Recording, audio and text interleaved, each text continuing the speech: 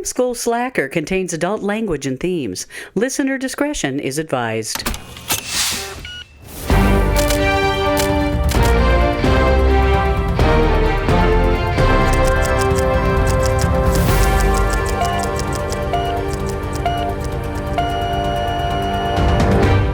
Hello and welcome to Film School Slacker, the podcast where I go through my ever-growing watch list of films, and with me as always is Megan. Hey, that's me. How you doing, Megan? I am okay. Yeah, as good as can be expected in the current day and age. I got my post-fest cold last week, and it's kind of lingering. So lingering around. You're only in minor signs now, yes, though. I'm only in minor signs of body strain. Ailment. Well, this week, as we know, we have now entered spooky season. Spooky season! Which means that I have to get subjected to horror films. Which hopefully, which I hope is, I hope will be fun. But what are we listening today, Megan? Or watching today, Megan? Today we are watching the classic Silence of the Lambs from 1991, rated R, 1 hour 58 minutes long, starring Nice length. Jodie Foster, Anthony Hopkins, Scott Glenn, Ted Levine, Anthony Held, H-E-A-L-D, Okay. Brooke Smith, Diane Baker, among others. Directed by Jonathan Demme, written by Ted Talley, based on the novel by Thomas Harris. Okay. So this movie was the film introduction of the character Hannibal Lecter. Right. And I do know a little, what I know about Hannibal Lecter is that he is already, in this movie, he's already incarcerated. Yep. And I know that they kind of use him as, and this seems to be like a thing that has happened as a bit in other media sense, where they use somebody that's kind of a psychopath and then use them as like a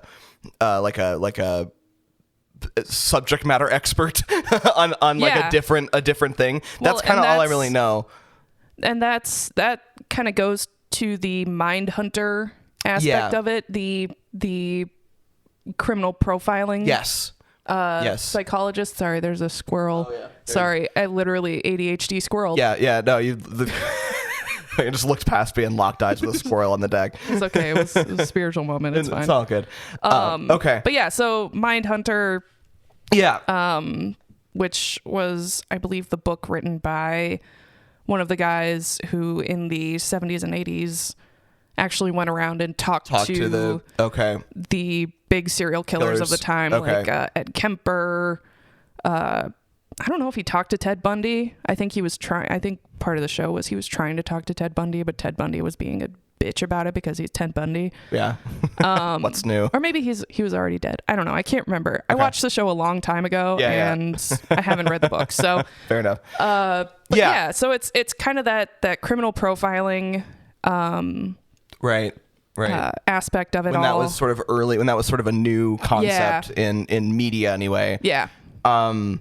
Okay. And I know that Hannibal Lecter is Sir Anthony Hopkins. Yes. Which is he's so scary even when he's not the bad guy. He also, I don't know, this is, obviously a standout performance from him. He played Hannibal in two other films. Okay. Hannibal, which was the sequel, and then Red Dragon, which was the prequel. Okay.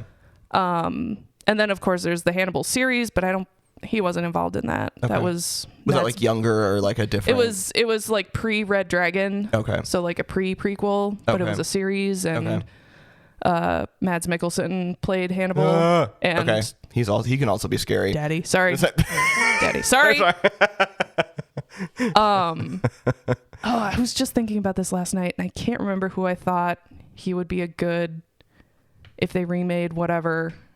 It'll come to me. Yeah, I believe in you. But yeah, so this is the first Hannibal Lecter. Yeah. The first of the Hannibal Lecter oeuvre. Yes. If you will. Okay. And I think this movie was kind of a smash. Hold on. How about I spell silence correctly? I know a little bit about it. Yeah. And I don't know anything about movies. You know what I mean? Like about like horror film. Yeah, like that's not something that I normally. You're not a horror guy, right? And so I mean, I think that kind of says something. This isn't really like a. It's not like a jump scare horror. Right. No, it's psychological. It's definitely a psychological thrillery kind of thriller. Yeah. Kind of in the serial killer, but not super bloody. I did a blood audit. I appreciate that for viewing purposes. Yeah. I should do that for the other 2 that we're watching, right? We're doing 2 more after this. Yeah. The film was a sleeper hit, grossing $272.7 million worldwide. Okay. On a $19 million budget. It's the 5th highest grossing film of the year. Wow. Okay. Damn. Yeah. So, I'm...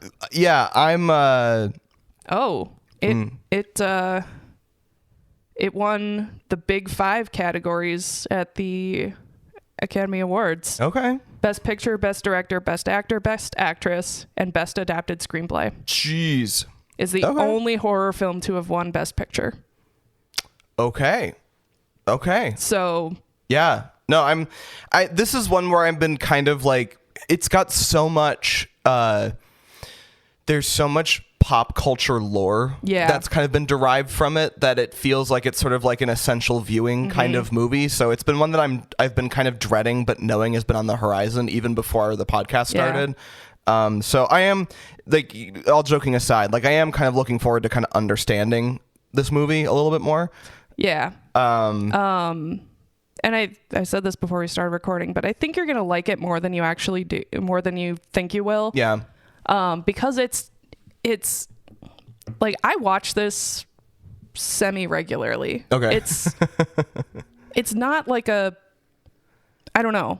It doesn't, it sounds like it doesn't like have you like in a chokehold the whole time. No. It's not like it's easy watching, but it's more. Here's the thing. It's kind of police procedurally. Mm-hmm. Which as I was wondering, okay. Isn't a bad thing. Right. It's definitely like it's more like a murder mystery than a with some horror aspects than a straight up, slasher horror. Okay. So no, that makes sense. And that's why I think you're gonna like it a little more than, because your boy loves bones, and like that's kind of like I'm not like.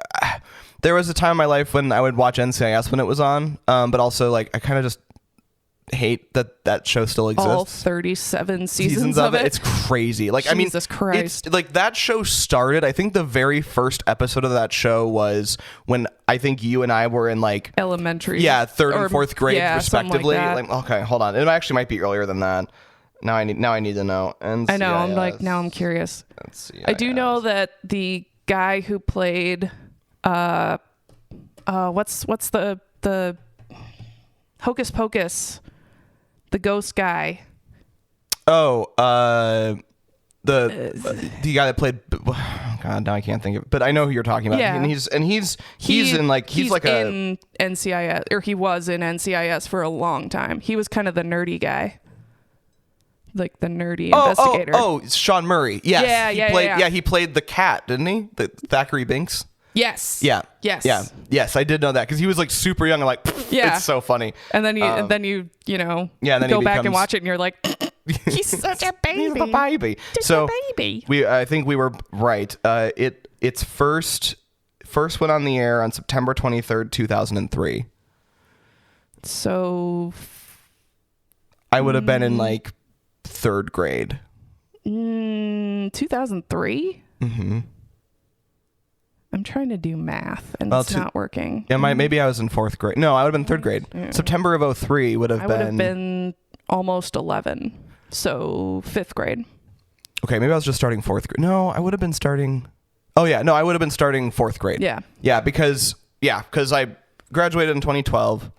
So that would have been 22 September fucking years. Is Mark Hartman still on that show? No, I don't think so. I think his character die or some shit. I think he retired or whatever. Well, yeah, and that's that's the thing I have with like long running shows like NCIS, CSI, Grey's Anatomy, that kind of thing. It's like the shows that just go on for too long. Right. Like right. is the essence of the show even there anymore? It's kind of the ship of Theseus. Yeah. Theseus? I think I know what you're talking about, but it's like if you replace all of the parts of the ship, is it the same ship? This is how I feel about Doctor Who sometimes. Yeah. So that's let's not get into that. Yeah, that could be another hour. That's a whole other conversation. But in the Stephen Moffat years, it definitely wasn't the same ship. It was a different ship. The Doctor ship became the most important thing in the universe when it was the Doctor going to places and getting into situations. Yes. And the treatment of female characters under Stephen Moffat really pissed me off. But anyway. I don't know why. I knew this was going to happen. I don't know why I brought it up. And it sorry, I'm going to get down off my soapbox. I'm going to take it and put it over there. I'm sure it'll get picked up again in a minute, but it's all right. It's okay. Anyway, Silence of the Lambs. Silence of the Lambs. I think at this point, we've stalled enough. Why don't we just go ahead and give it a watch? Let's do it.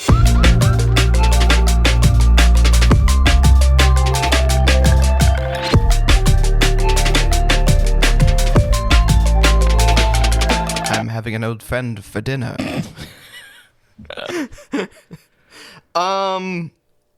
Okay. So that was really good. So not shocked. I misspoke earlier. This was not the first Hannibal Lecter movie. It wasn't. This was the second. The first one was Manhunter in 1986. Okay. And Hannibal Lecter was played by Brian Cox. Oh. Okay. Which also kind of works. Okay. I mean, I don't know. I've never seen it, but okay. You know, maybe we add it to the list. Maybe we don't. Maybe we don't. Yeah, we'll see. It's definitely like the most elevated version of a crime procedural. Like it's done in like a very, very, like obviously like more cinematic, more elevated. I realized really early on that I had never seen Jodie Foster in a movie before. You've never seen Contact? No, I don't think so. I can't. The one with her as a scientist and she contacts aliens for the first time. It's no. I don't know. I think it's in the same-ish era of Jodie Foster's career. But I don't know. Aaron watches it every once in a while, and I know we watched it in like maybe high school, middle school, high school science class. I don't know. I guess I don't remember it. Because there's a couple of those like First Contact kind of movies, and I don't recall. So from 1997 is Contact. Oh, and it has Matthew McConaughey in it. All right. Was just kind of surprised because you seem like the kind of... No, I think you're absolutely right. The kind of person who would watch Contact. Maybe we'll have Aaron on as a guest for that one. Oh, we should. That'd be fun. Yeah, I've definitely never seen this. Okay. By Earth picks up. Oh, yeah. No, I've never seen this. So, list. We've got Aaron. Aaron, welcome aboard. You'll be on as our guest. Maybe. If you want. I don't know. I can't make you do anything. Yeah, We'll force you. It's fine. You'll just wake up in the pit. It puts the opinions in the microphone. It puts its opinions. Oh no. All right, I'm gonna go ahead and just stop recording now. Yeah, okay. So, Silence of the Lambs. Yeah. There's kind of an elephant in the room with that movie that I'm trying to kind of suss out. Okay. I like it in the fact that it doesn't knock you over the head with what to think. Yeah. In terms, it does the James Cameron steer you into the way to feel kind of thing. He is a bad guy. Right. Like, obviously, like, Buffalo Bill is the most, like, kind of deranged character in the story in a lot of ways. But what I find really interesting is the way... I can't tell whether or not to be concerned about the way they handle the sexuality aspect of that. Yeah. I kind of waffled back and forth on it throughout the screening. Mm-hmm.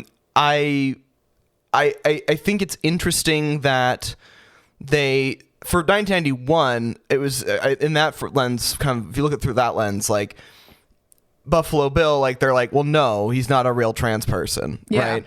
And it's like, well, wait, how do you define that? And that's still kind of a problem that we deal with today on like how to like, it's like, you don't just be like, the world doesn't just tell you whether you are or not, right? So that's, I think, the part that I mostly had problems with. I mean, in today's lexicon, in today's language, he would probably fall somewhere in the, I don't know, NB, non-binary sort of. Right. But like wants to be femme presenting, I guess. Right. And it has sort of there's a self-loathing component to that. Which is I don't think there is in general. Like it's a, like you can have dysmorphia. Yes. But like the idea of being like it's inherently tied to self-loathing, which to be fair, like all the professionals didn't say that. They're like, well, this is not, he's not identifying as trans because he's self-loathing, right? You know, like that's why we kind of don't quantify it the same way. So it's a tough, I don't think any part of the movie was explicitly transphobic. It wasn't saying he's doing this because he's trans. But also it's sort of like it sort of opens the door, you know, like it you know, it's you know, for an audience who's not thinking about the nuance, right? I can see why that could be a potential issue.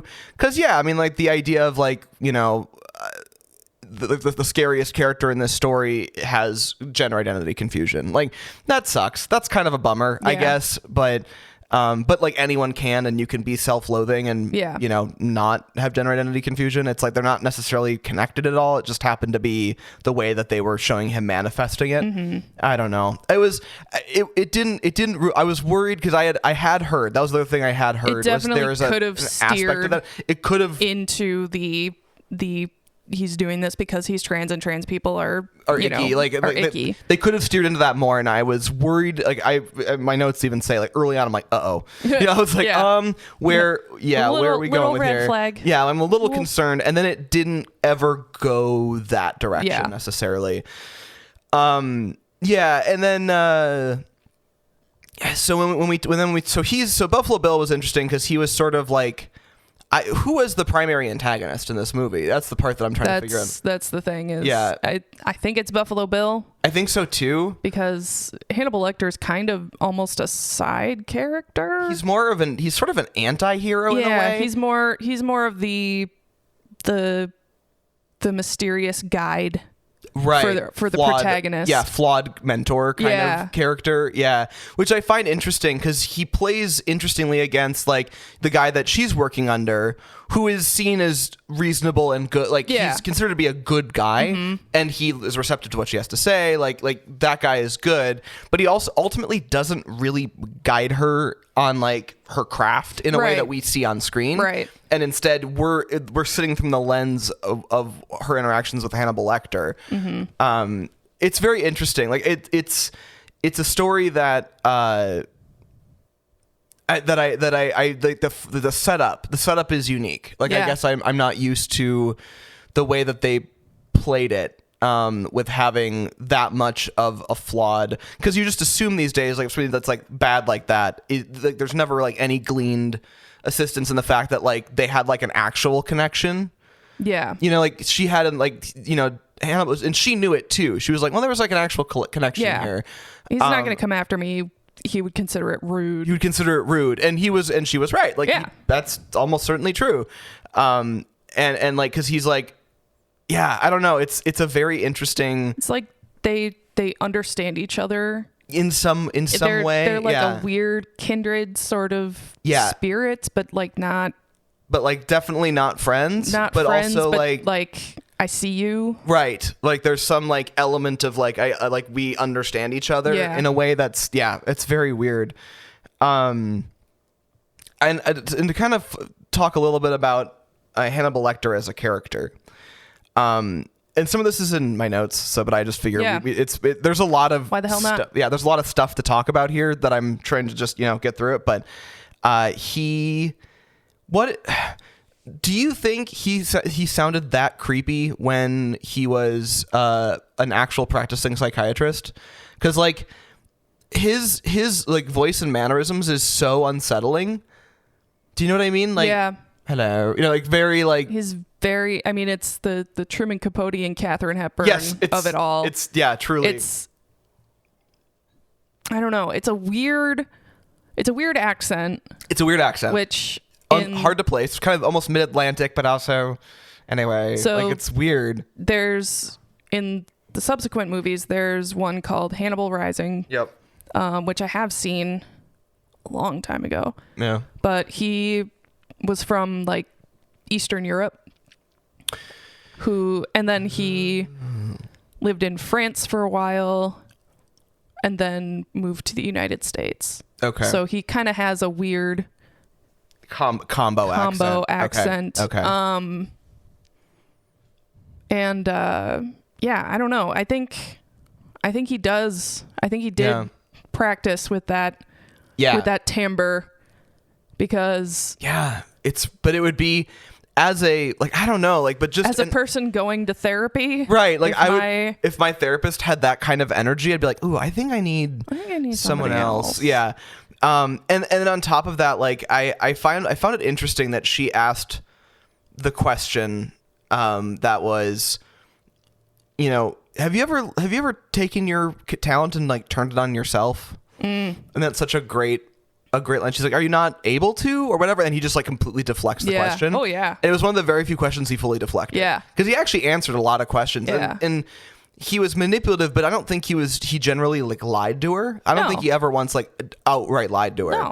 No. It was just very interesting. Like I can see why Hannibal Lecter is such a part of the cultural zeitgeist now, because he's incredibly fascinating, very weird. And Sir Anthony Hopkins, I mean, like that is an unbelievable performance. Like, he was about to quit acting.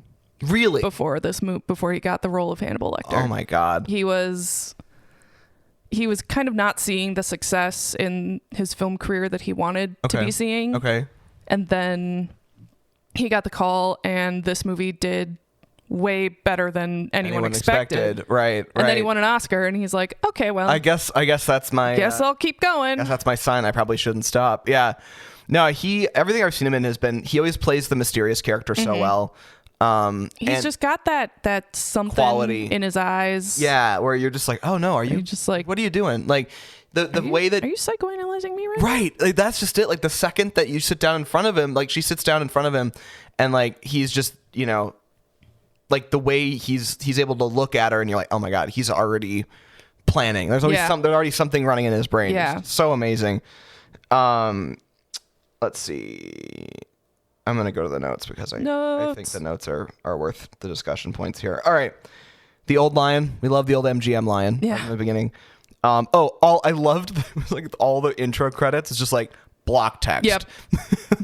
with white outlines. It's so good. I think it's like a holdover from the 80s. Yeah. Like an 80s holdover into 1990, 1991 filmmaking. Yeah. It's very... That was... Another thing that I don't think I wrote this down, but that was a whole thing with this movie where it felt very, it's got that weird like 80s film kind of style, shooting style look to it with the like transitioning into 90s. So it's a weird kind of boundary movie in terms of the way that certain things are handled. Because if you would have told me like, hey, this movie was shot in, 1985, I would have said, yeah, okay. Oh, yeah, okay. But that would be too young for, Jodie Foster would have been too young. So it's like, it's a very, and I do have a kind of special place in my heart for movies that have that kind of look. Yeah. Because that was kind of our childhoods. Was kind of like a lot of movies looked like that. Yeah. In terms of like shooting style. But yeah, anyway, that's a good call out. The Quantico like FBI facility was just perfectly brutalist. Oh, there was a whole section in the trivia that was like, so the production designer was like, this place looks so boring, like, can we zhuzh it up a little bit? And the director's like, no, keep it boring, we gotta make it look real, it's gotta be boring. But yeah, no, like the FBI, I mean, even the branch in DC the J. Edgar Hoover building. It's not fancy looking. It just looks terrible. Yeah, they're all very like that. There's a name for it. This is a building. I don't know what they call that. That modernist. That kind of like is it brutalist? That's it pretty aggressive. It might be brutalist. It might be. But there's also like a neo-federalist. Like there's like a new kind of like style of. Anyway, it's like kind of 1960s. It literally just looks like a school. Like a school. Yeah. Like Central High School. Yeah. In St. Paul. St. Paul. Yeah. Which looks like a prison. Looks like a prison. Anyway. Yeah, absolutely, 100%. Her kind of like FBI mentor guy looks like Richard Gere. That's my own problem. I was just waiting for him to start singing "All You Want Is Love" or "All I Care About Is Love." Yeah. All he cares about is love. Chilton is gross. Right away, I'm like, ooh, you're icky. He's slimy. Yeah. What's his name? The actor? No, I'm like, if we recast it today. No. I can't remember. Hold on. Con O'Neill. Oh, yeah. Izzy Hands. Yeah. Would play him. Con O'Neill would be great. He would be so good in that role. Con O'Neill is so good. I love that. I love him. So first like crazy fun like suspense moment is so Jodie Foster or Clarice is walking down the row of like mental patients in that facility to where the chair is at the end. Like I've left you a chair and it's all the way this folding chair all the way down at the end. It's so good. Like it's such a like you're just like I don't like I don't like this. This feels and just like walking like that walk to it just feels so fraught with unpleasantness. I mean, did you notice she kind of like scooted a little closer to the wall? Yeah. The wall of not where the inmates were. Not inmates. Are they patients or inmates? Do we know? Both. I was like, it's literally like a haunted house. Is what it felt like. Anthony Hopkins is terrifying right away. Like I can't figure out what his accent is. It's Katharine Hepburn and Truman Capote.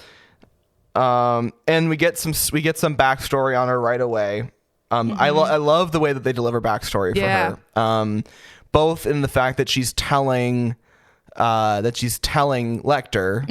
and also through the flashbacks. Yeah, which I have another note about in a minute. The flashbacks here are actually really subtle. I literally, that was my note that I was going to have. Flashbacks are super subtle in this in transition style. So in fact, I even like called it out verbally once. Where I'm like, wait, where are we? And you're like, I think that's a flashback. I'm like, oh yeah, there's her dad. Okay, I should have just waited. They definitely, it's a movie that doesn't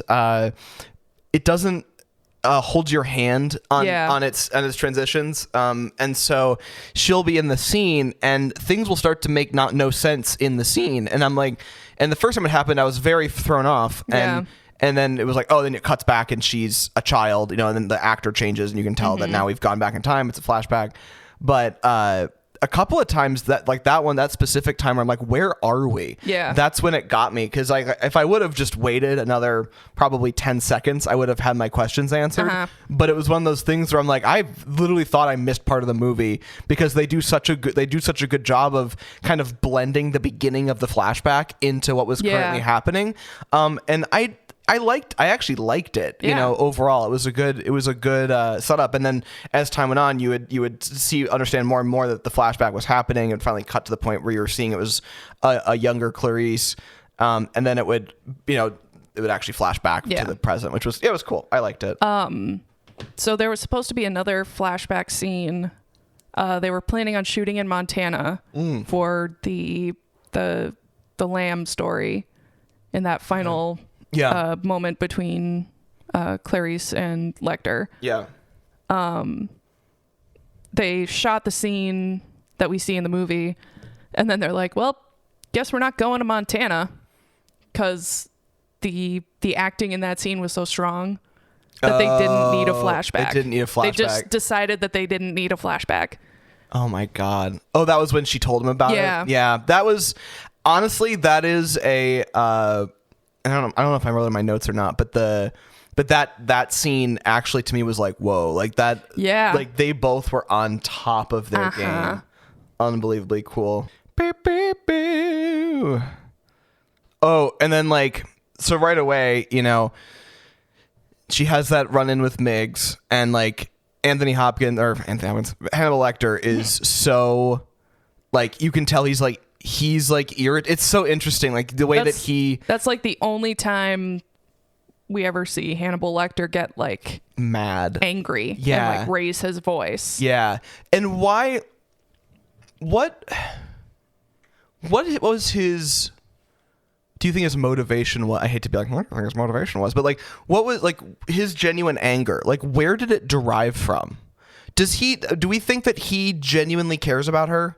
Like, that's kind of my question, is like, I know that he ultimately like did a lot of manipulation with her, but at the same time, he did also provide her clues that felt above and beyond. I think he does care as much as he's able to. Okay. Because in the second one, in Hannibal, which I think was 97, and they had to recast Clarice. Oh. It was Julianne Moore. Okay. Sorry, I've been watching Lost. Any Julie name is just Juliet now. In the book, she kind of falls in love with him and joins him. In the movie, kind of more towards the end, she's like, they basically like fall in love, right, which is weird to me. Wait, but oh, really? Yeah. Oh. So the movie Hannibal, maybe not that great. Okay. But yes, the trajectory of these characters are eventually Clarice kind of comes around to his way of thinking, which is one of the reasons why Jodie Foster didn't want to do Hannibal, because she's like, I don't think Clarice Starling would come around. I think it would just be Hannibal manipulated. I don't know, whatever. Yeah. I don't like that. It's weird, and it's kind of out of nowhere. Yeah, because like it's almost like, so he, in this movie, he asks, you know, do you think Jack Crawford wants to fuck you? Right. And she's like, I don't even think about that. And then he kind of becomes the creepy mentor who wants to fuck her. Yeah. In Hannibal, at least. Yeah. I like him as the mentor from afar. Yeah. You know, like, have the lamb stop screaming. He doesn't, you know, I think in this movie they do a good job of portraying him as a being that doesn't really feel and operate like a normal person. Right. And so if you understand that he's dangerous, you can also understand where his value is. Yeah. And so if you make it, it's like, oh my God, was Hannibal written by fucking Stephen Moffat? Like why would you change? Why would you you should never twist the world or your protagonist to fit that worldview. Right. You need to always keep a distance because Hannibal is like his own. Right. He's not safe, you know? Yeah. Yeah. Interesting. That is weird. That's super weird. But yeah, like I said, I like him operating better as a mentor. Yeah. For Clarice, because, you know, if she's joining the behavioral science unit, what better experience can she get from? Yeah, no, I totally agree with that. I just can't believe, like, how do you think he killed Miggs? How do you think he got Miggs to just like die? Oh, I think he was talking to, because he's referred to as multiple Miggs, so I'm assuming there's some sort of DID. Dissociative identity disorder. Yeah, okay. And I think maybe he caught Miggs' his other side. One of his other personalities. Yeah. And maybe kind of poked at that one's fears or insecurities or you know, traumas. Right. You got to kill yourself so that the other one doesn't live too. Like find something like that way in. Like I'm guarantee that's. I'm guarantee. I can words. It's all good. Did not like the storage unit. That was terrifying. No. I thought there was some cool stuff in there. Oh, it was. I would absolutely. It was where the set designer finally got to do something, because the set designer, like the production team, is just like this FBI building fucking sucks. Yeah, like give us a creepy gigantic storage room, and then let's see, so full of just random shit. Yeah, just crazy, like a taxidermied owl. Yep. Dusty old piano. Cute little old limousine. Oh, there's a head in a jar. Head in a jar. Head in a jar. Why wouldn't you? And not like the Futurama kind. I just don't. Why did he have the head? Like, that's the part that I find so weird. It was like, it wasn't his kill. Well, he says, what was it? I kept him as I found him. Right. So I think he was tailing his patient. Okay. And then when he was killed, he just and took he was the body. just like, yoink. Thank you. Because like, I wonder if, because like the head's in the jar. Yeah. Did he put the head in the jar, or was it already in the jar? These are the questions I have too. Was it in the car in the jar? It's just like, why would he want to keep, like, that just seems like the sort of thing that, I mean, it's like, I don't know. It just seems like it's. Maybe it was a failing of his. Maybe. Because he mentioned that patient mentioned he felt unsafe in his relationship with Buffalo Bill. Mm-hmm. Or who turned out to be Buffalo Bill. Right. So maybe he keeps it around as. Yeah. I mean, it's not like he visits this storage unit. Right. But maybe he kept it for. It's like almost like a self-flagellation sort of thing. Like a reminder. Yeah. Okay. Because because that's my thing too. Serial is like killers keep trophies. He eats his. What does he? You gotta wonder. Was he a good psychiatrist? He probably was. Yeah, just if he was operating in an altruistic mode, I suppose. I think it is established that he's like very renowned and he works with rather severe cases. Okay. I think. Okay. I don't know. Interesting. I can't remember that detail. I love that when they torture him, they just put on loud gospel TV shows. I mean, that's like, a fair. way to torture me as well. Yeah, like that also in this specific way, I share with Hannibal Lecter. I empathize. This is my first note. I'm like, is this going to pathologize a trans person? Yeah. And then it ended up developing differently than I was expecting, so I feel a little better about that. But yeah. I definitely was like, Oh, I love. So they get to the scene when they find the body. They fly out there, or whatever they do. Yeah, they fly out there, and so they go into that scene. What's his name goes off with the FBI guy goes off with the small town sheriff or whatever, and he didn't think about it in a way that would offend her, but she was clearly like put out by this, right? Yeah. Because he kind of cut her out, even though it wasn't about her actually, right. even it was about him trying to get rid of the guy. The guy, right? So, but she felt like she was played off of, and and then later when she's telling all the cops to be like, all right, everybody get out of here, she kind of has to push a little harder than she would have if she did. Yeah, if he'd been like doing it. Right. Acknowledging her as an equal. Right. And so. What am I doing? But that scene when he walks away initially with the sheriff and there's other cops around, that whole shot, and they say like a lot of the shots of Clarice are really close up. This movie uses a lot of more than I would normally anticipate kind of close up shots for a lot of these scenes, which is fair because a lot of it's very cerebral and you're thinking about what the character's thinking. Well, and there's a film trick that they did where whenever a character is talking to Clarice, they're usually talking directly to the camera. Yes. Yes. This ties into that. They also keep the camera at her height. Yeah. And that part is amazing, and I do not run into a lot of movies that do that. Right. Like shooting down, like talking down the lens and having the lens at the height as the person. Like, what an amazing way Jodie Foster to get you into a scenario and into the mindset of the protagonist. She is 5'3". Yeah.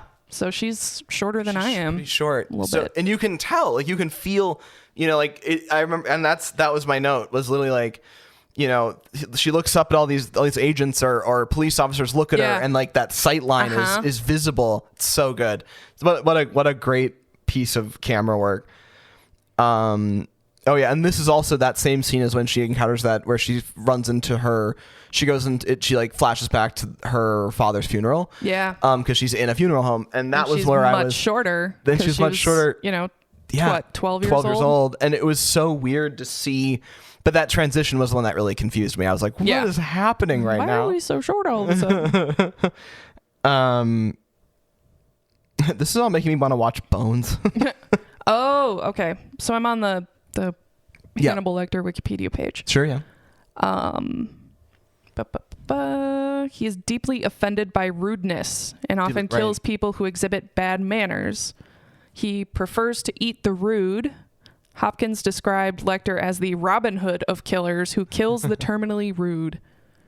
So, kind of like Dexter, but with a stricter, like, more specific moral thing. Got it. So he kills people who are rude to him.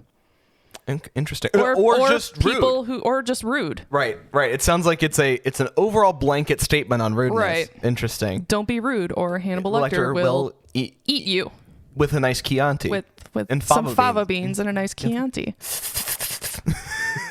Aren't fava beans just like lima beans? I feel like I looked that up recently. Yeah, I think so. Hold on.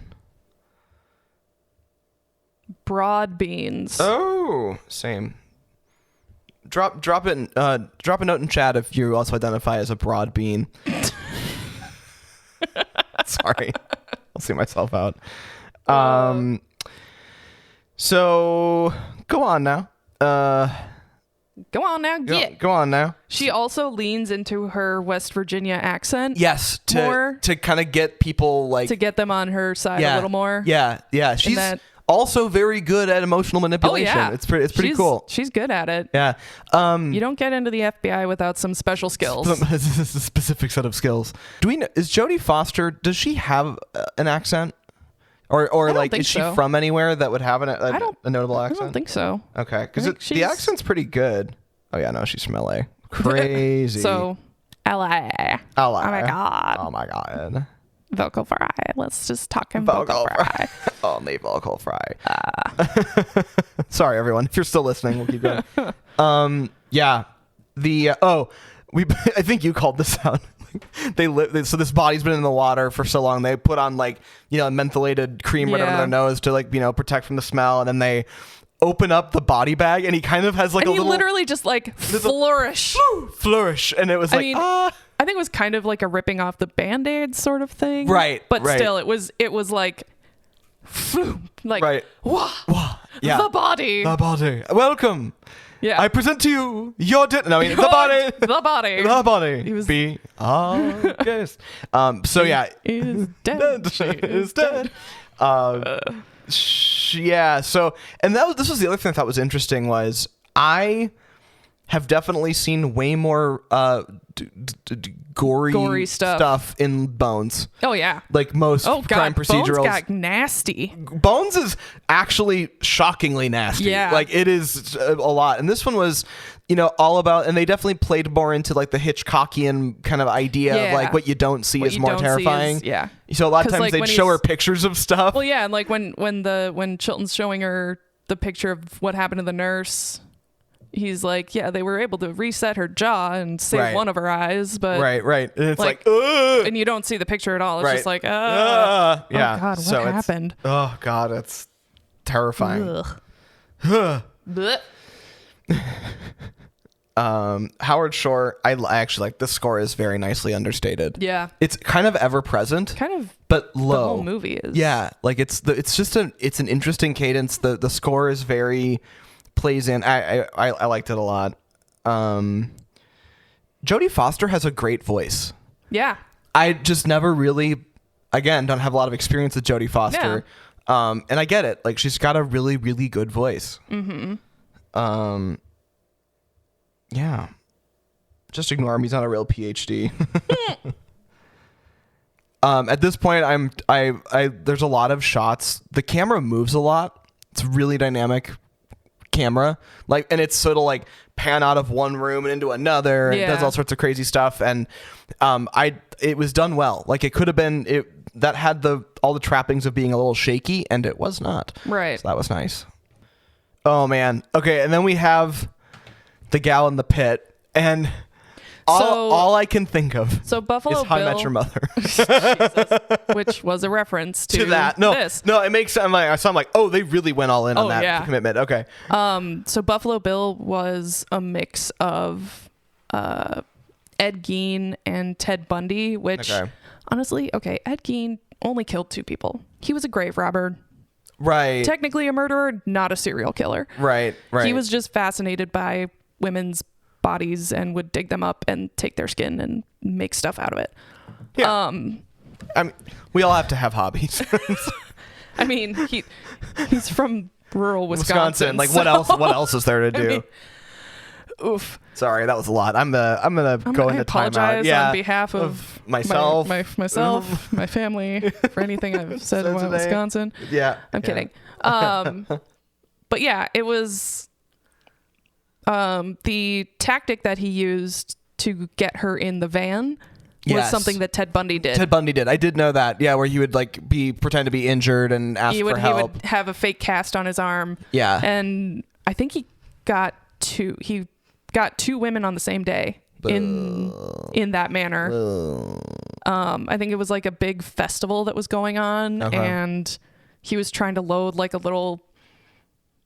some kind of boat, like a sailboat or something, onto his because he had a Volkswagen Bug, so it must have been onto the roof. Okay, and then he conked him on the head and put shoved him in the trunk or the back seat or something, and then he proceeded to do terrible things to them. Yeah. Womp womp. Ted Bundy, get fucked. Hot take from Film School Slacker. Ted Bundy, get fucked. There's the I kind of don't want to go into this, but I kind of want to go into this. Okay. So the whole true crime thing, I'm a big true crime person. I think it's fascinating. I love reading about it, watching documentaries, all that kind of stuff, but I fucking hate the sensationalization that gets put on these fucking jabronis. Right. Like Jeffrey Dahmer, Ted Bundy. People think Ted Bundy is hot. I know. He's a fucking murderer. Right. Like, gross. Go to therapy, please. Right. And I think Last Podcast on the Left does a really good job of kind of taking these guys down a notch, and not just by making fun of them, but by pointing out how fucking sad and mediocre they are. I really feel like I should listen to this podcast because I haven't before. Last Podcast on the Left. There's one character, I think, or not character, he's an actual person. He's a real person. Yeah, welcome to Film School Slacker, because most people are characters. There's one guy who I don't think you're going to enjoy, that I didn't enjoy at first, but once you kind of get the hang of him, he's actually really funny and cute, and I love him to death. Okay. But, yeah, so they are really good at just pointing out, why they're murderers, rather than kind of putting them on a pedestal and saying, they're murderers. They're so much more intelligent and devious and whatever than normal humans. Like, right. Because that's one of the problems, is that we almost like not deify, but we what's the word I'm looking for? Words are hard, you guys. I know. It's a thing. We romanticize. Yes. Since we romanticize these guys as, like BTK was just a lonely. I mean, he had a family. Yeah. He was just really good at hiding behind that mask of family man. Right. And sorry. Mm-hmm. Serial killers are fascinating. They are not cool dudes. Let's put a pin in this conversation, because I feel like it needs to come up again at the end of this episode when we talk about cultural relevance. Yes. Yeah. Absolutely. Yeah. Sorry. We're getting there. I'm gonna shove the soapbox back under the table real quick. It's made a couple appearances today. It has. It's good call outs, but I just have a lot of opinions. I know. I have a lot of feelings. You don't get that, do you? No, probably not. Mean Girls. Oh, I've seen Mean Girls. Oh, okay. It's been a while, but I've definitely seen it. I just have a lot of feelings.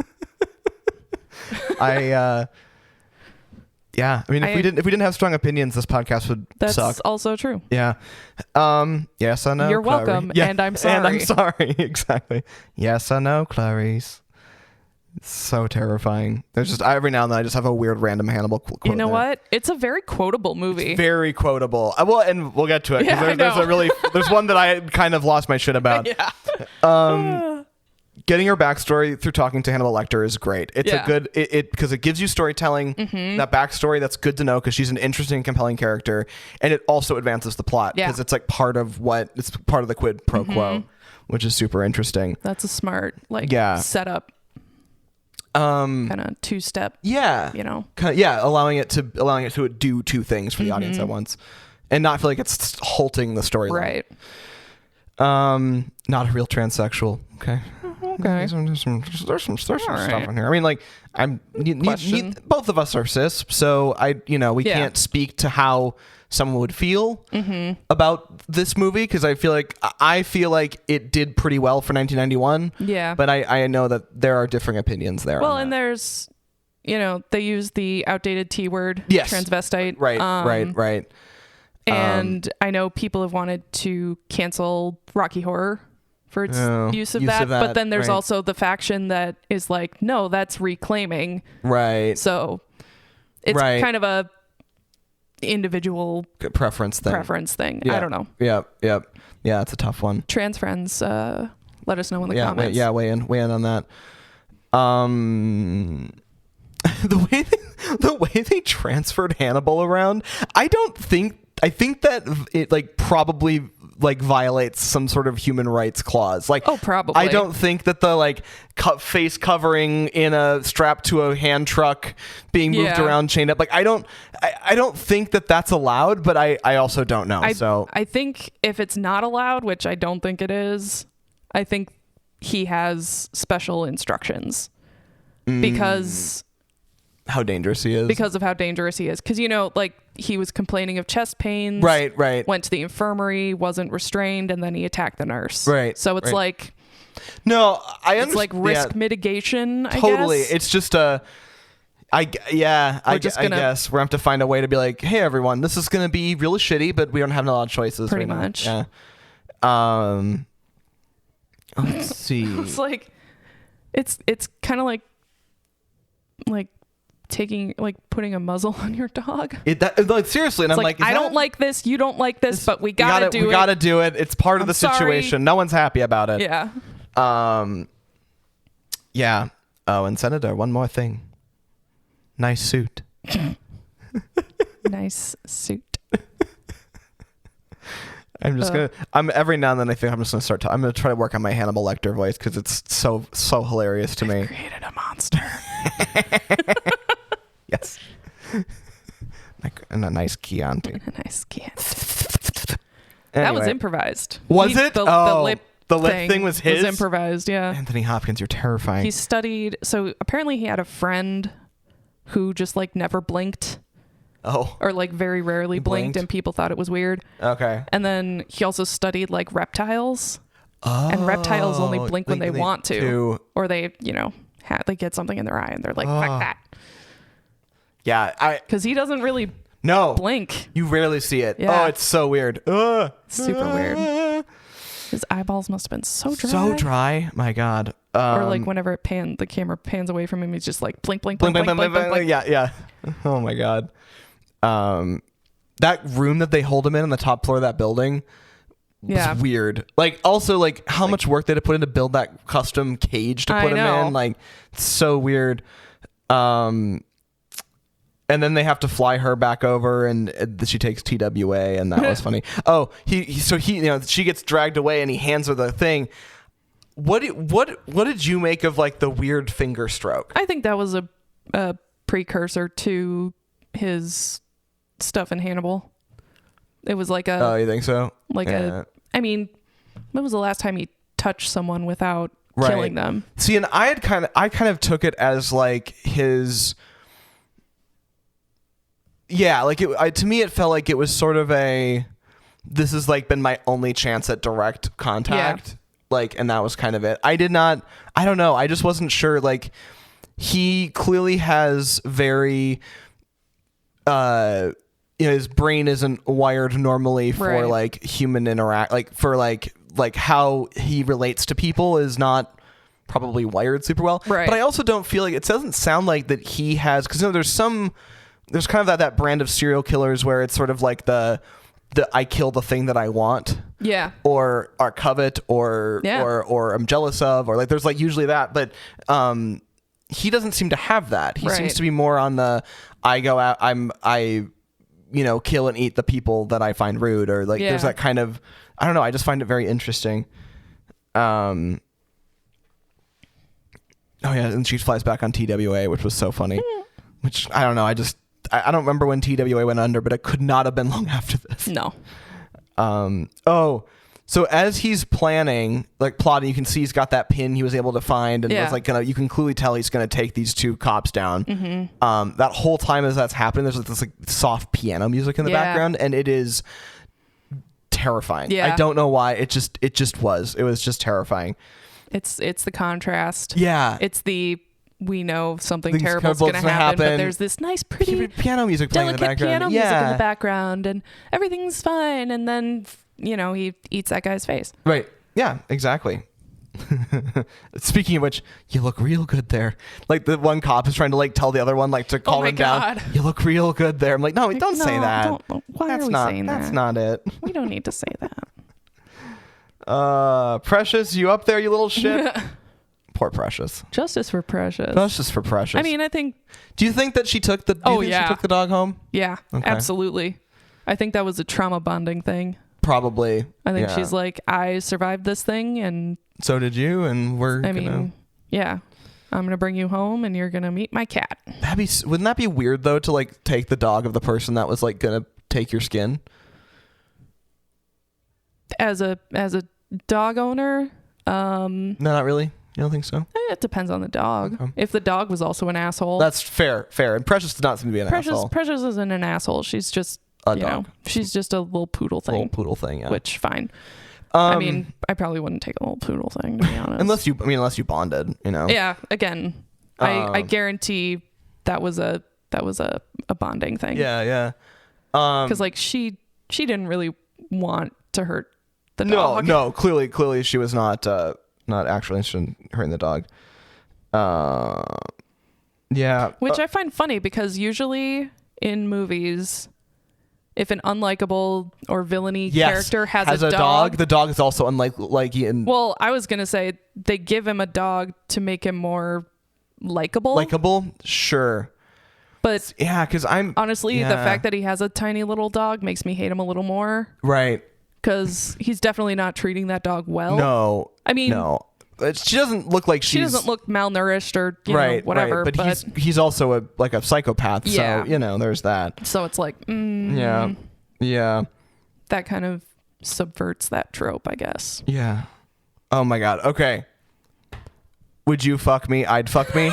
I had no idea. You were so surprised. I had no idea that line is from this movie. That's from this movie. I had no idea. Yeah. And because I've seen it. It floats around the cultural zeitgeist, as it were, and had no idea. Crazy. Mm-hmm. That is so funny. Yeah. I He's talking to himself in the mirror. Yeah, and he's all dressed up. Mm-hmm.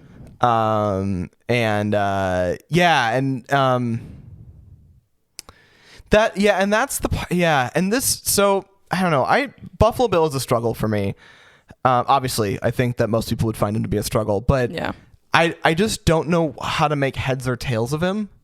Right. As a character, I don't really understand. Like they kind of played in, to me it felt like they played shockingly little about him. Like they really didn't. They gave some profiling stuff, but very little information was really ever, like in like Bones, right? As you start to work through a situation with a perp, you learn more about their life and their backstory. You talk to family, you learn all this stuff. You really don't with him. He's sort of a black box the whole time, and you don't ever get any payoff on that because they just kill him. Yeah. And so we don't really know what his motivations truly were. There's Kate. There's sort of psychoanalytical kind of ideas around it. And the motivation, the reason he's killing is he wants to make the suit a woman's suit. A woman's suit. Right. Beyond that, he wants to make a woman's suit because he believes himself he covets the female body.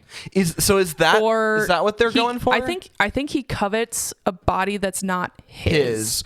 And the way for him to get a body that is very different than his, because he's, a tall, skinny-ish white man. Right. I think a body different from his would be a full-figured woman. Yeah. A full-figured I'm female. so sorry. Can we talk about the women that they call full-figured in this movie? Yeah, she's size 14. I'm like, what the fuck? Size 14 is average. Yeah, that is average they keep size talking in the about, United States. I guess this is early. It is early 90s, but it's still very fat phobic. Kate Moss era, but literally, I was like, they're all like, was she a big girl? I'm like, wait. I'm like, who are we? Big fat person. Who are we talking about? Which I have she was a size 14. I have not encountered a single fat person in this entire movie. Right. Thank you very much. Anyway, yeah, that's just a side. That's just a side BS niggle thing of mine. Yeah. Media that. Yeah. Ugh. Clarice, you in danger, girl. So she finds him in the other house. Yeah. I think the reveal, like, obviously we know the second we see his face, we're like, oh, this is Buffalo Bill. Right. But I love that you can see her realization dawn with the moth. Mm-hmm. Like, she looks at the yarn and she's like, and she's like, the moth, and she's like, like, I made a mistake.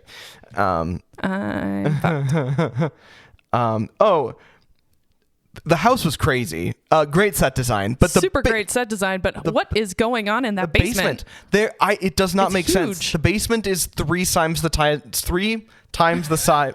Oh my god! 3 times the size of the upstairs footprint. It's like in the road, underneath the road or something. It's crazy. He's gone into the neighbor's basement. It's got a 1850s cistern in it. Crazy. Yeah, exactly. It's an literally old well. got a pit. It's probably an old well. Yeah.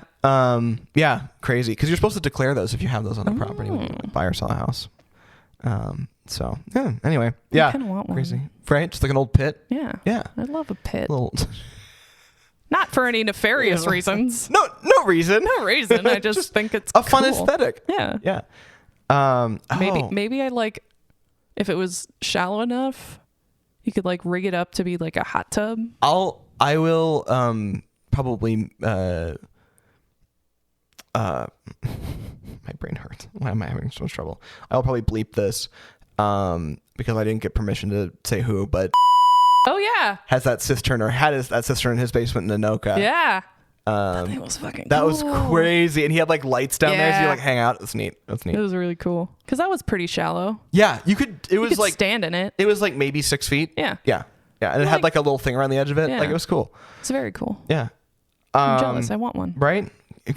Bring back cisterns. I mean, no backup, no idea where the serial killer is. You might be wondering how I got here.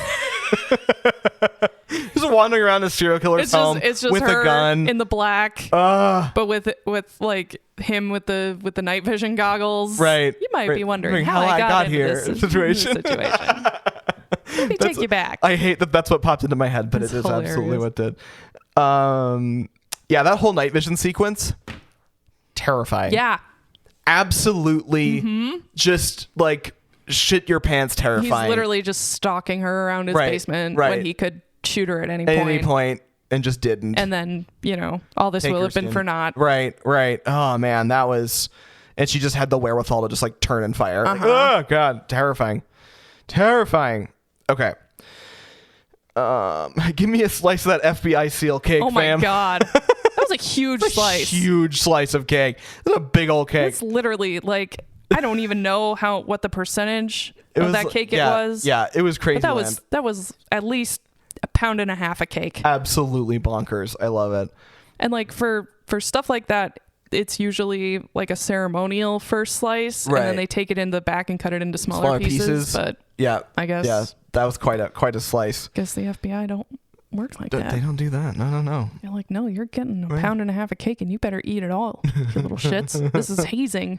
Welcome to the FBI. Welcome to the FBI. Same as Matilda. Did you know that movie traumatized me as a child? Oh, I loved that movie as a kid. I fucking loved it. I watched it once and I will never watch it again. Really? Yep. I watched it so many times. Traumatized me. I loved it. It was one of my favorites. My mom bought it for me on DVD for, I think, like my 16th, 17th birthday. Amazing. And it was awesome. I love that movie. I love everybody in it's not it's childhood trauma. Can't get past it. I get it. That cake scene is hard to watch. Yeah. I'm having an old friend for dinner. And that's my notes. I like this movie. It was good. It was challenging at times. Uh-huh. I don't know. I have still a couple of reservations about the Buffalo Bill thing. Yeah. I have a little bit of reservations about that. It kind of, I don't know. I don't think that the movie itself did a terrible job of kind of separating out. Right. Kind of explicitly saying that no, he's not trans. He just wants to be in. He's got a pathology. Yeah. That's separate, and not just being trans. It's like actual pathology. I don't know. And then on top of that, he's also gay. They kind of imply that he's I don't know. I feel like you didn't have to do that for your villain, right? Especially in the 90s. You could have skipped that. Yeah. But yeah. But other forms of media have definitely done worse. Far worse. You're absolutely right. So I guess I don't want to give. It's the not as terrible as you could have been award. Right. I think that in the grand scheme of things, I think they did an okay job with it. But it was interesting to do it that way. And I don't know. He was certainly terrifying as a character, super freaky. But were they trying to enhance his freakiness by doing that? I think, because I'm trying to reframe it in my mind. So if Buffalo Bill wasn't just kidnapping women, if he was kidnapping just larger people, right, men and women, or maybe just men, and creating himself a human suit, I'm kind of wondering how that would have affected the story. Well, because he could have kidnapped the son of a senator, right, and it would still have been, an urgent situation. Would have been as urgent. I don't know. I'm not the writer. Right. I guess my kind of. I guess what I was trying to say is, if we took the transness out of it, if he wasn't trying to make himself a woman suit, right, would it have changed your view? Yeah.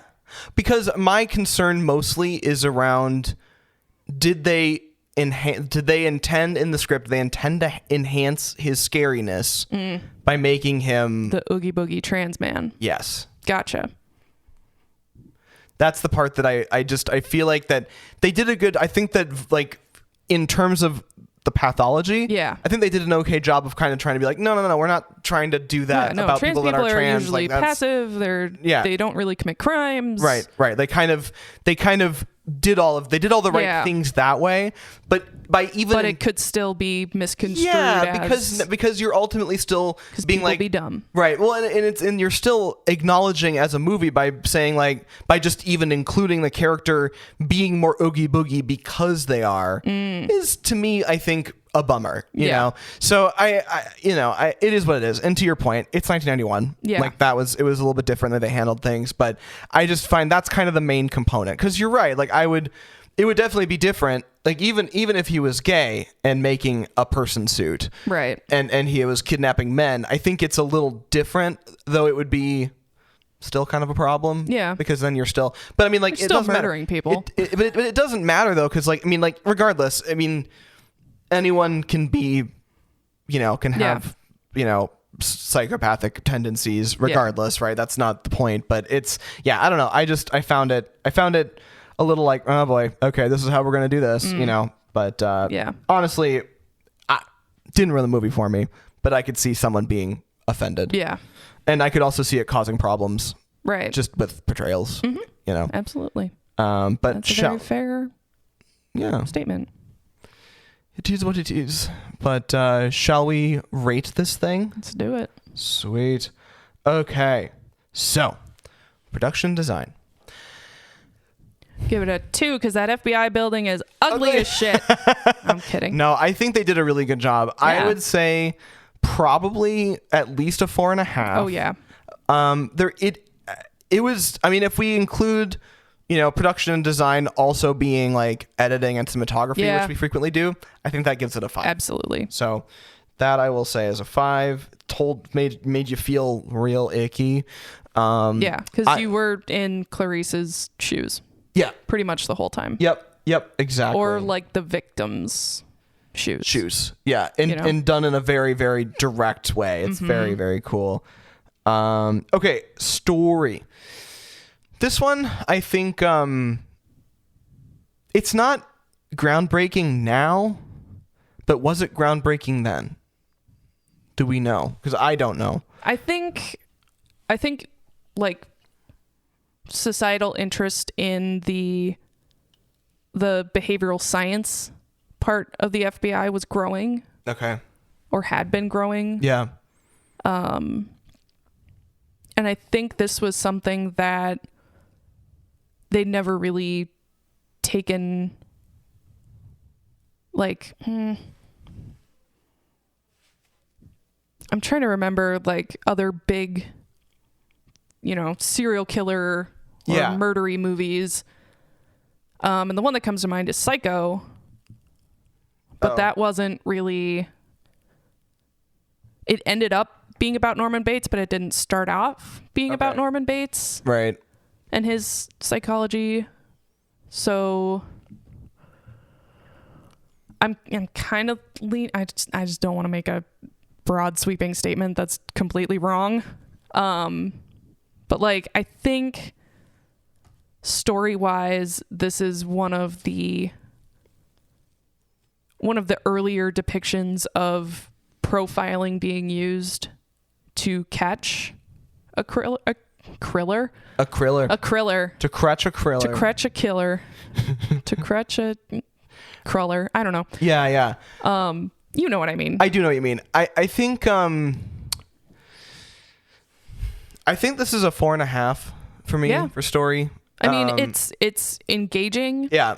The characters are well written. Yeah. The character motivations, except for Buffalo Bill, are pretty clear. The arc is interesting. Yeah. It's one you don't really see every day. Right. Yeah. And the way that the interconnections between the characters, I think is fairly unique and not been pulled off super well like that a lot. Right. So I think it kind of stands in sort of a category of its own in some ways, especially in like a movie format. 4.5. Performances I think is an easy 5. Yeah. Because everyone was just on their fucking game the whole time. Like super amazing.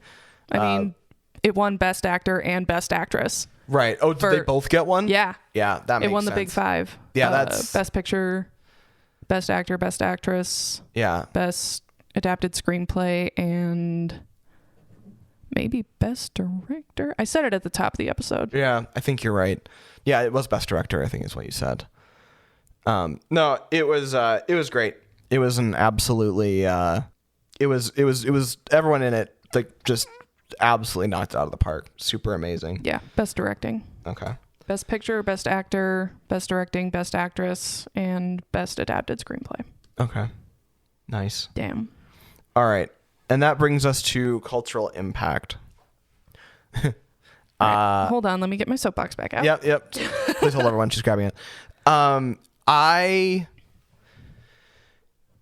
know for a fact that this movie has a ton of influence. Absolutely. It is, like all those lines, the, fava beans and a nice Chianti, the like all that stuff is like super popular. You've got the one I just learned today, would you fuck me, I'd fuck me, like that line. It's very quotable. It's very present in just pop culture. Like there's so many references to it in so many different shows. Like there was an episode of Bob's Burgers that referenced it. Like visually and story-wise is really freaking cool. Well, and there was that whole episode in How I Met Your Mother with the pit person we talked about. Yeah, everyone's got their pit person. Yeah, I mean, it is fully absorbed into Western pop culture. Yeah. Like 100%. So do we, because this is one of those situations where it's like, I think that, you know, we have to, as we've done with Cultural Impact, we always have to balance the positives and negatives. I think that I don't want to pull it below average because I think there's too much. It's too load bearing on society to say it's like a huge detriment. I don't think that's even true. No, I just want to be clear that I don't think I would want to be perfect. I wouldn't give a perfect score. Right. Because it's not, this is hard. It is hard. It's like, it didn't negatively influence, but it's also not like a boon on society. Not a boon on society. And I think it increased interest in psychological profiling for better or for worse. The FBI tried to use this movie as a recruiting tool for more female agents, which I don't know that I would have watched it as a female agent or female prospective agent and been like, this is what I want to do. Like, this was awesome. Yeah. And then I also think that the character of Buffalo Bill is not perfect. I mean, not supposed to be, but I think that there are some issues with his portrayal that I would be hesitant to totally let slide.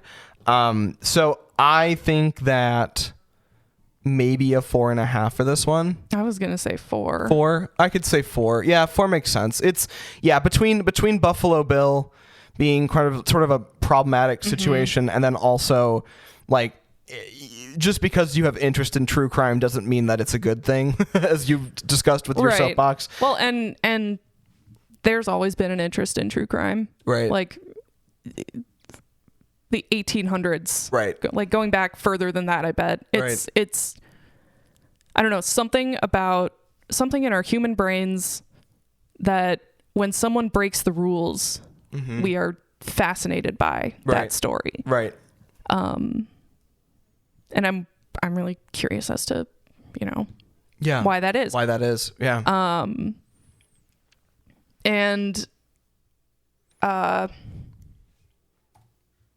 I don't want to say this contributed to the lauding of serial killers, but that is, but it kind of does. It kind of does, because like Hannibal Lecter is a fascinating character. The serial killer, psychiatrist, and the serial killer whose crimes, like whose original crimes, we don't actually see, right, or really know about, that are just sort of mentioned in passing. Yeah, he's the more fascinating character than the character that is currently murdering people. Right. I don't know what that says or does or anything, but like,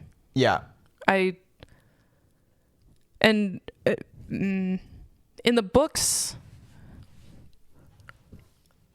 I know I've read Silence of the Lambs. I don't think I read Hannibal or any of the others. Okay. But he's definitely supposed to be kind of this European influenced, like, he's supposed to be refined. Yeah. And I actually like Anthony Hopkins' portrayal because he made, I think it would be, we call it, as we've called it before, like the Fight Club phenomenon. Yeah. Where you make someone too likable. Like, you want them to be captivating, you want them to be interesting, but you don't want to, like, you don't want people to idolize Hannibal Lecter. Right. Like, on the whole, you should make him notably not perfect. I don't think people idolize him. I think people are more captivated by him. And that's fine. Which is fine. That's fine. I am captivated with a lot of weird characters. Yep. I'm captivated with a lot of weird characters. Welcome to Film School Slacker. We're captivated by a lot of weird characters. A lot of weird characters. Title of my biography. But it's when I don't know. Yeah. No. Yeah. I said a lot before. Yep. It's the people who find serial killers to be. They fetishize them. And that's. Yep. I think that's a problem. Kind of hard to do with Hannibal Lecter, but I don't know. I could be wrong. Which is why I haven't seen Hannibal the show, which Mads Mikkelsen again. I might have a very different reaction. Which is why I like. But is it Mads Mikkelsen or is it Hannibal Lecter? Right. It's probably Mads Mikkelsen. And that's the thing about that Anthony Hopkins did. He made him a little too scary to be. A little too scary to be sexy. Right. That's, I think. Sorry, but Anthony Hopkins, not that sexy. No, not really. He's kind of his own. He's very like gnomish. He is kind in of looks. gnomish, yeah. You know what I mean? Yeah, I know what you mean. I could see him just living his best little gnome life in a mushroom in the forest. You have to answer his riddles 3, and if you fail any of those riddles, he'll just eat your liver with fava beans and Chianti. Anyway, let's talk about where this thing falls in our list, because if we give it 4, right? We give cultural impact. That's the one. Thank you. 4. You get a 4.6. Okay. So 4.6. It shares with a few others. Mm-hmm. It's one of our many better rated ones. Amongst its fellows is Wolf of Wall Street, Addams Family Values, and X2. Okay. And right above that at 4.8, we have Coco, White Christmas, X-Men, and Ex Machina. Okay. Just below it at 4.5, we have Dogma, The Addams Family, Gladiator, and Hail Caesar. Okay. Good company. Yeah. I think. Yeah. Definitely. Ex Machina rated that high? Yeah, remember we kind of liked it. I kind of liked it. It was one that I just wasn't expecting to really like, and then being like, wait a second. I thought this was going to be kind of bad, and it's actually super good. That is kind of another thrillery sort of. Yes, that one. I actually found Ex Machina significantly more intense than this.